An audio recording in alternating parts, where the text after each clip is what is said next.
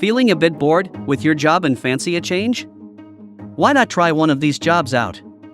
They're probably not to everyone's taste, but believe it or not, these are actually real jobs done by real people. So let's start the countdown for the 20 strangest jobs you have never heard about. A former mud wrestler named Lizette St. Clair was the world's first laugher wrangler in the television industry. Some of the current professional laughers are so good at guffawing that they're secretly planted in audiences to get others snickering, cackling, or howling. In 2012, laughers got $75 for a day's work. In the 1950s, the US planned to deploy intensely trained green light teams. These were individuals whose job was to stealthily lug 58-pound nuclear bombs on their backs to specific targets behind enemy lines. While they would make every attempt to retreat, these missions were considered suicidal. China employs professional panda huggers for $32,000 a year as of 2016. Their job entails spending 365 days with the pandas and sharing in their joys and sorrows. Apple once had a packaging designer whose only job was to open boxes, all to perfect the customer's unboxing experience. The job of a chicken sexer is to check a chick's anus to determine its sex.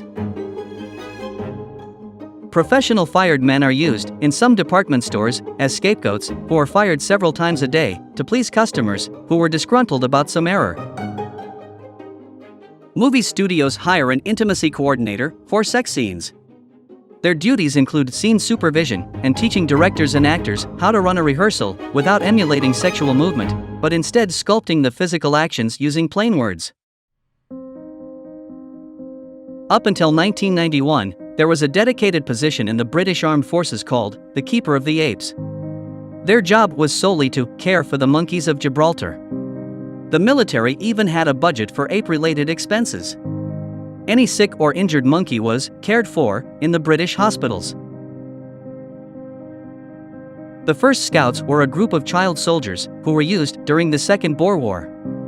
They were entrusted with the job of carrying messages between fortresses in the war, with their commanding officer being 13-year-old sergeant major named Warner Goodyear. The Roman Catholic Church used to hire castrati. These were young boy vocalists who were castrated to prevent puberty and which allowed them to sing soprano, mezzo-soprano, or contralto well into their 40s. The practice started in the mid-1500s, reached its height in 1730, and ended in 1903. The last castrati died in 1922. Advertising firms employ people called cool hunters. These people are professionals at figuring out what people will find cool before those people even know that something is cool. These people are better at knowing what we like than ourselves. Every ball used in an MLB game is covered in mud that comes from a secret location in New Jersey. Jim Bintliff, who owns Lena Blackburn Original Baseball Rubbing Mud, schemes through riverbanks to find the mud and refines it before it is applied to balls. Prior to the development of the automatic pin setter in 1936, bowling alleys often employed young pin boys to reset the pins, clear fallen pins, and return bowling balls to players.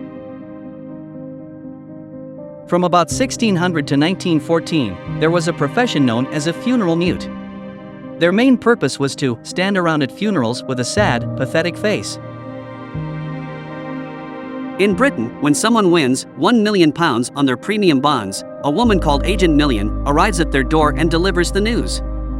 Her position is completely confidential. Only her employers and her husband know her identity. In Victorian England, the job of a hospital's chief bug catcher was to rid the mattresses of lice, and they were paid more than the hospital's surgeons.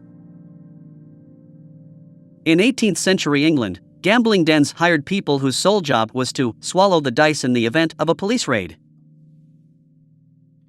During World War II, Nazis employed tooth-pulling commandos in Auschwitz, whose only job was to pry open the mouths of the gas victims and remove all their golden teeth, as well as any gold bridgework and fillings. These were then sent to be melted down and sold as gold bullion. The sluggard waker used to be a church position whose job was to wake up anyone in the congregation who had fallen asleep by hitting them on the head with a stick.